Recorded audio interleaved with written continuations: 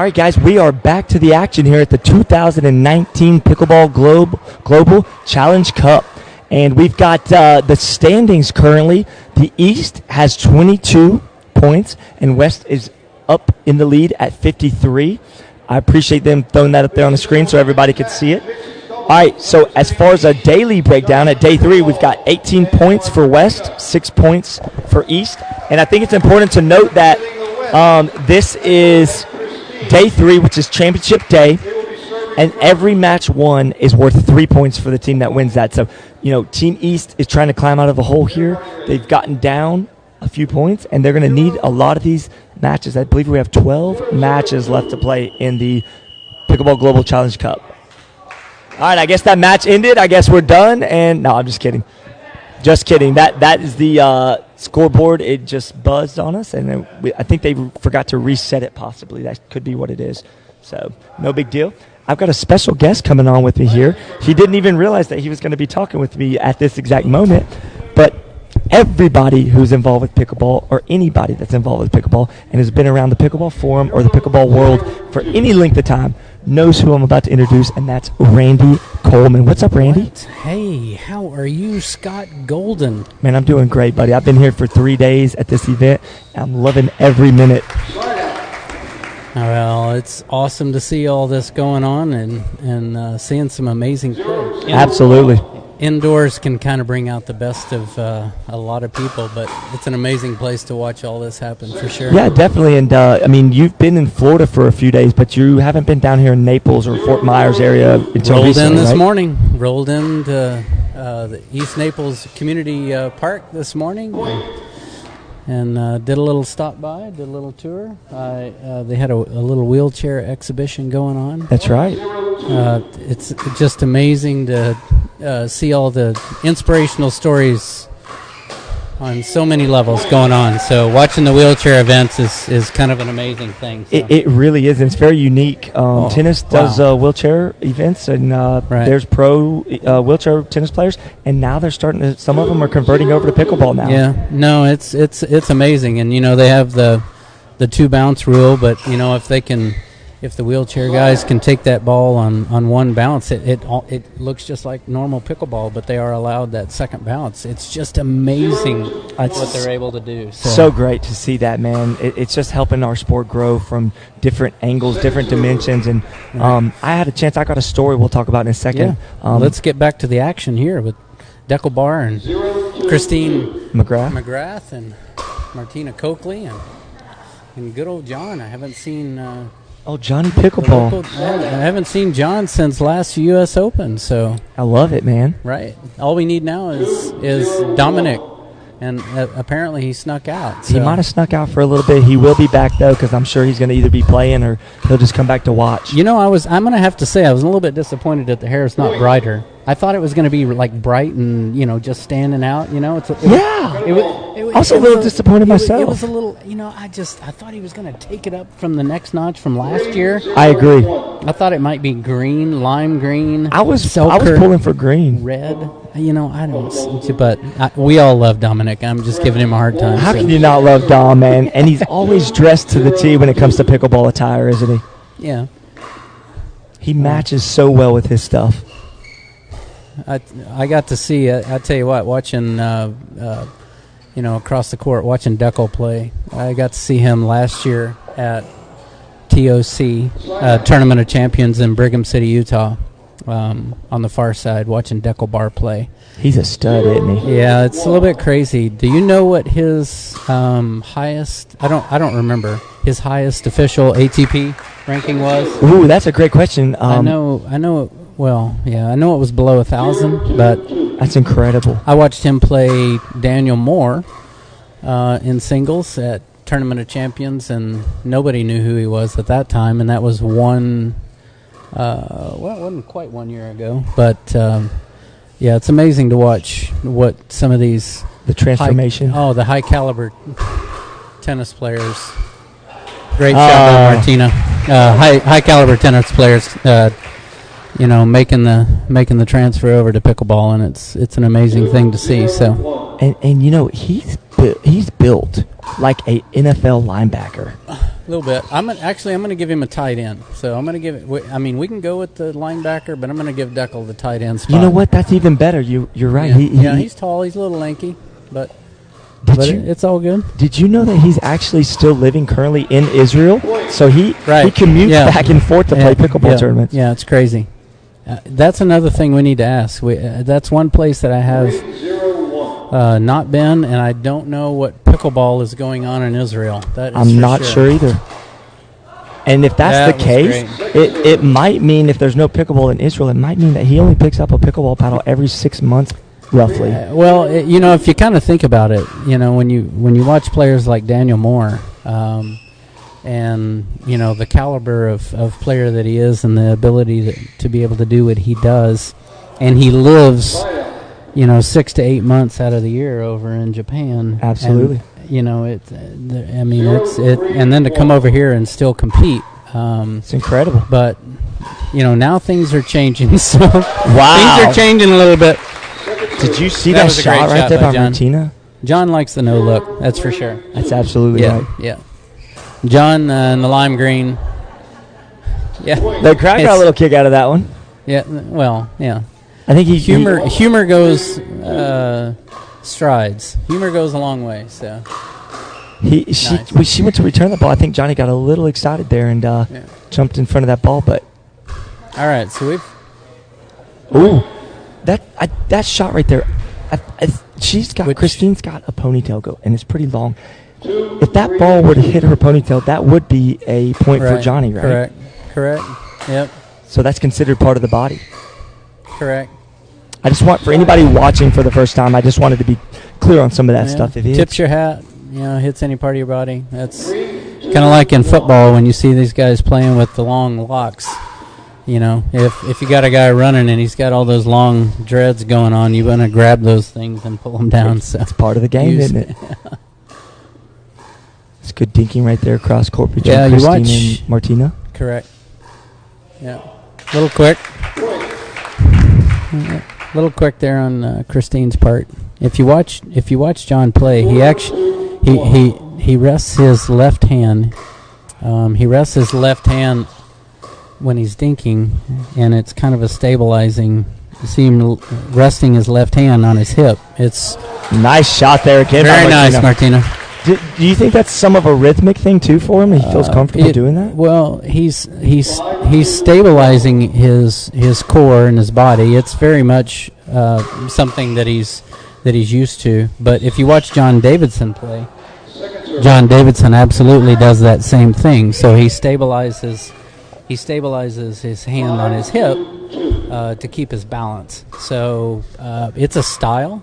You don't know if you'd necessarily teach that to somebody, but it's a high skill technique, and it works, for some people. So absolutely. Hey, better to have your hand on your hip than just to have it hanging down at your body. So absolutely.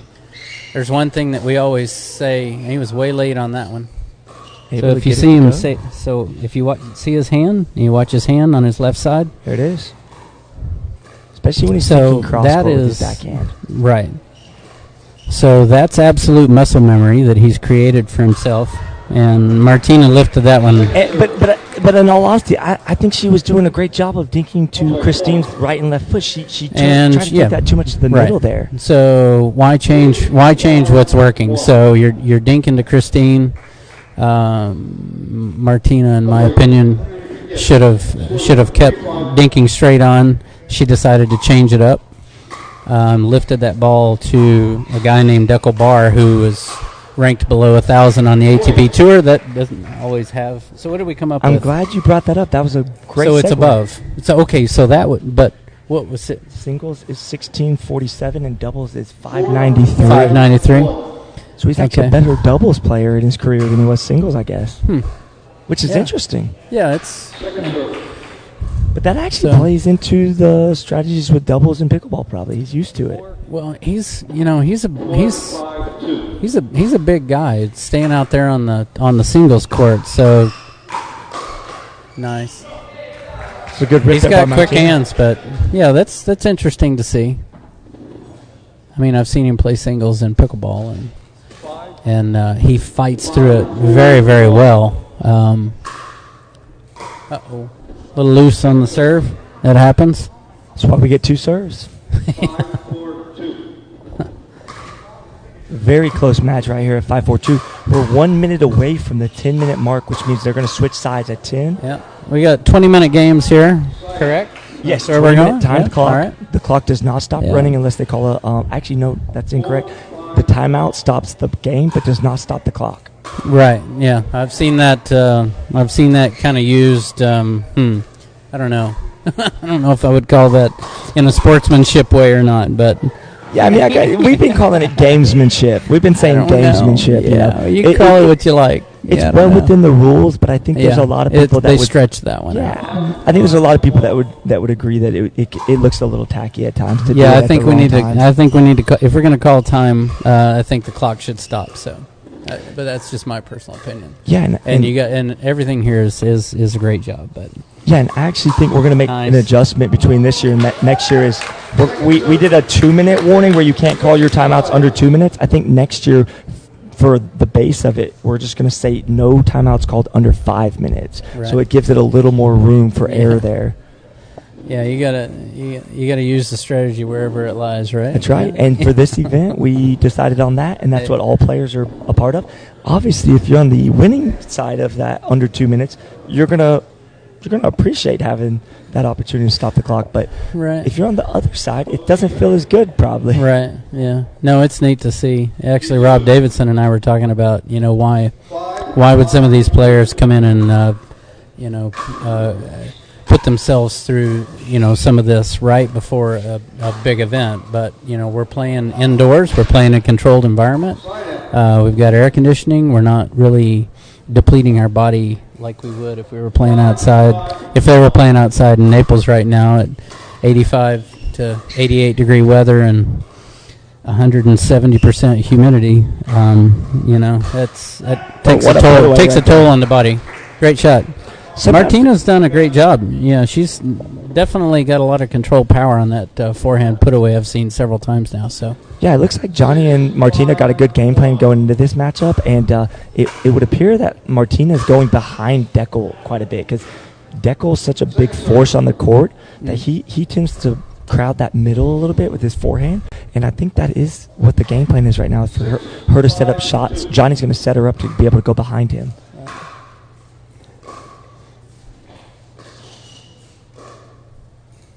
Using the angles nice. John called it. Martina listened, as a good partner should. Using big angles, running Christina around.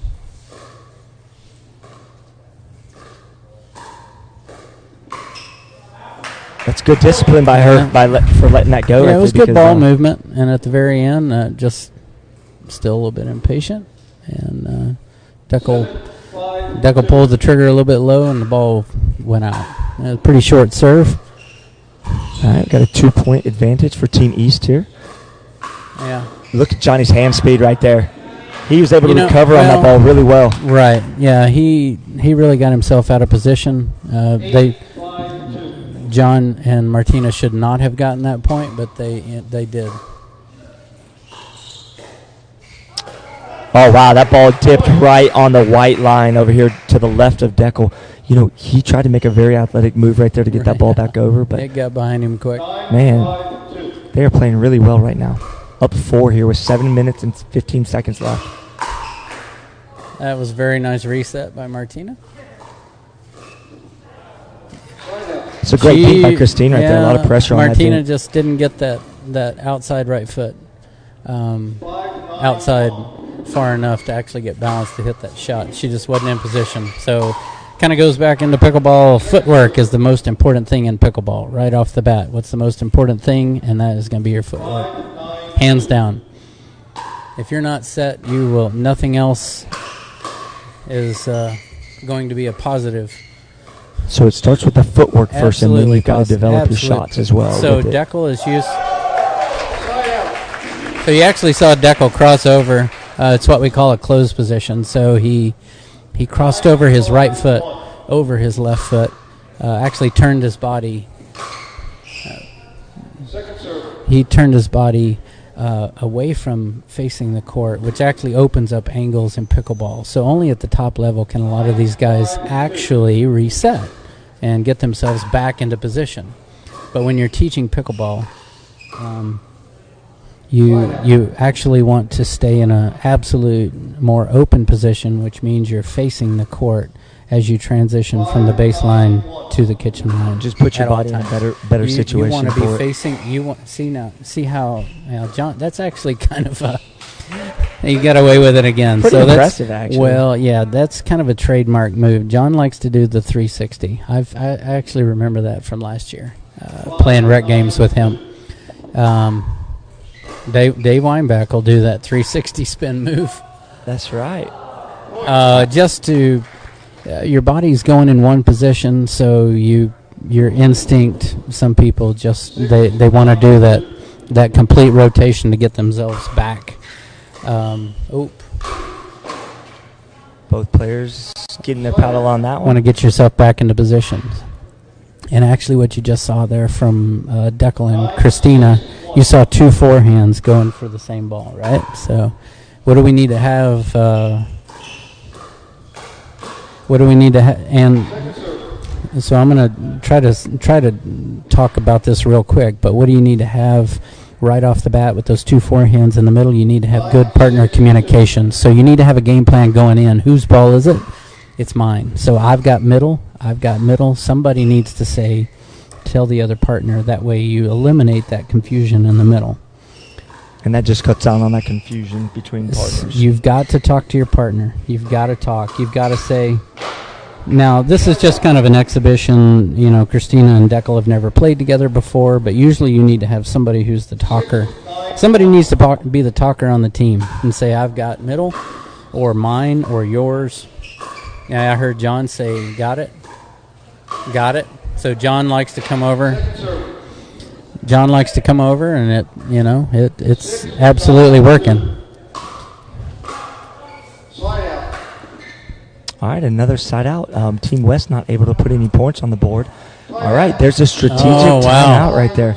So, again, that's what we talked about a little earlier. Yeah, let's go ahead and just stop that clock right now. And that's actually, I'm glad you kind of bring that up, because that's something we can discuss for next year is, like, if they call a timeout under a certain amount of time, do we go ahead and stop that clock, kind of like the NFL does? Under 2 minutes, if you call a timeout, that clock stops. You're running an event here, so you need to stay on track. So you've got to keep the matches running. You don't want to have matches running late. At the same time, how do you counteract that by making the timeouts fair? It's a delicate balance for sure. We're looking. Oh. And on the screen right now during the 60-second timeout, we want to take a quick second and talk about the player rankings. This is an important and integral part of this event. The Pickleball Global Challenge Cup has created a ranking system, number 32 for Martina Kochli and number 44 for Jonny Pickleball. For anybody joining us that's new to this and not sure what that means, they have created a criteria of 8 to 10 tournaments that qualify you for that ranking, and so that's what that means. And what tournaments are they basing? Yeah, Martina was a little late on that. There's 8 of them that I'm aware of. Yeah. I have not had a chance to really go through that and comb through that, but I know it's all the majors. You've got all the TOC, U.S. Open, Nationals. I think Beer City Open was one. Right. Atlanta Open, I believe, might be another one there. Well, you've got nice. Oh, and it's clearly going to be some of the bigger events that a lot of the pros go and attend. But also on that note, I do want to make note that this system is not just for ranking pros. This is for every player that competes in one of these tournaments, from a 2-5 all the way up to a pro. So, wow, what a point. What a battle. Nice hands by Martina. That's a lot of good energy from Jonny and Martina right there to win that after they won that. So if you saw that actually execute just now, Dekel did what we say is he crossed over to hit that backhand, and he got himself completely out of position. Dekel getting a little excited there. Position for the sideline, and John actually missed that shot. But just one thing to think about. You always want to stay forward in pickleball. All right, now we're under the 2-minute mark, which means any timeouts that these teams had left at that point are no longer available, and the clock's going to be running hot. This is going to come down to the wire here. You've got second serve. The team that's not serving, the team being served to right now, is down 2, and it's going to become a battle against the clock here at this point. They've got to figure out a way, Randy, to get this ball back on their side. Yeah, you got to end this point quick.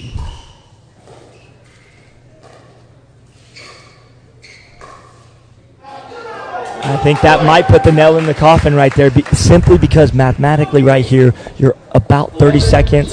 It's not out of the woodwork completely, but the time is definitely working against Dekel Bar and Christine McGrath right now. Great. There you just go. Put away. Now, you got 22 seconds, and they don't seem to be in a huge rush. So it's 10-7. This is a relatively low-scoring game. There's our score called by the referee. Oh, that's just an aggressive move. And under normal circumstances, they would be a lot more relaxed and calm. They wouldn't have a time clock. Well, now you're just rushing through things. Yeah, and we've seen that all for 3 days now. But, that's part of this format. If you're on the winning side of that, it feels good. If you're not, it doesn't. All right, guys, we are back live again with Scott Golden here joining Jonny Pickleball and Martina Kochli. Guys, talk about that win. That was a huge win for Team East, wasn't it? It was an amazing win. No, that's fantastic. That's a really good team that we just beat. Feel very fortunate. Martina played really well, and I just was there for moral support. I love that. I think Jonny played very well. I think you stayed in control, and also just taking the right opportunities. So that was really fun. And obviously, this is his home field, so we had to represent. Yeah, I love it, and I do agree with Jonny. You played lights out that game, and then he just complimented you so well during that. You guys pulled a big victory out against Team West. That's a tough team right there, and Christine and Dekel. Amazing play, amazing game. The fans loved it. Thanks so much, guys. Congratulations on a big win. All right, guys, now we've got Christine McGrath and Dekel Bar. I'm not sure where Dekel is. It may just be Christine and I talking here for just a second. I hope everybody watching is enjoying this event. We've got 3 days. We've got 3 days right here of power-packed action. We're on the last home stretch here, day 3. We're right in the middle right now of a second session. And I am going to be joined by Dekel Bar and Christine McGrath right now. Come on, Dekel, join me right here on the screen. And we got Christine coming on too. All right, so guys, that right there was a very, very competitive match. It came down to the wire. We're seeing this theme with the timeouts being called at about the 3 or 4 minute mark. Did that play a role in you guys not maybe being able to push a little bit on that to make that push there and tie it up? Yeah, I mean, we pretty much ran out of time at the end. It is what it is. Yeah, I mean, and you've been on the winning side of that too. So I mean, it's just the way it unfolds at the end is kind of the team that's got the upper hand there is going to be at the advantage on that. Yeah. Time is a big factor here. So if you need to get to a good start, otherwise you're always chasing and watching the clock. So yeah, it's a big factor. It's part of it. Thanks, guys. So much appreciate y'all's time. Y'all go ahead and take a break. You guys worked hard on that one, and we'll see you in a few rounds here.